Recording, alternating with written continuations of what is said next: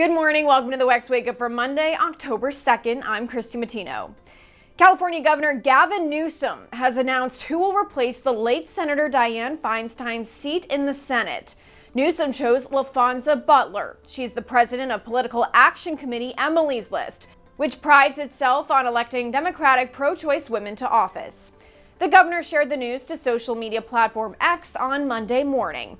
His decision passes over Representatives Schiff, Barbara Lee, and Katie Porter, who are all aiming to replace Feinstein's seat during next year's election. Newsom's office confirmed to the Washington Examiner there won't be a precondition, that this replacement in the Senate is temporary. So that means Butler could be a roadblock in the way of Schiff, Lee, and Porter's election hopes. And after Trump skipped the second GOP presidential debate, are voters still in favor of the former president? Or are they switching their support to another candidate? That's what the Washington Examiner wanted to find out, and our Mabinty Quarshie has the answer. The Washington Examiner attended the California GOP convention where a number of Republican presidential candidates spoke. Every single person we talked to said they're still backing President Trump even though he skipped the second Republican national debate. I mean, who he gonna debate? He gonna Chris Christie? Who's talking about? He has the momentum, and so it was very clear why he didn't have to be at the debate last night.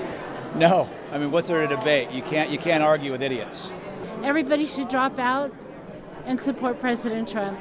Governor Ron DeSantis complained that he had a lack of protesters when he spoke at the convention, as opposed to Trump, who had several supporters and protesters who gathered outside of the event.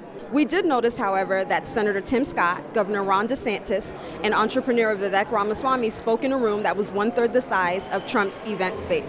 From Anaheim, California, I'm Mabinty Quarshie with the Washington Examiner.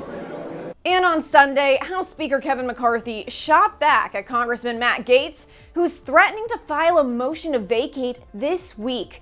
Gaetz has said since the beginning of September that if McCarthy were to put a clean continuing resolution on the floor, as he did on Saturday, he would move forward with the motion.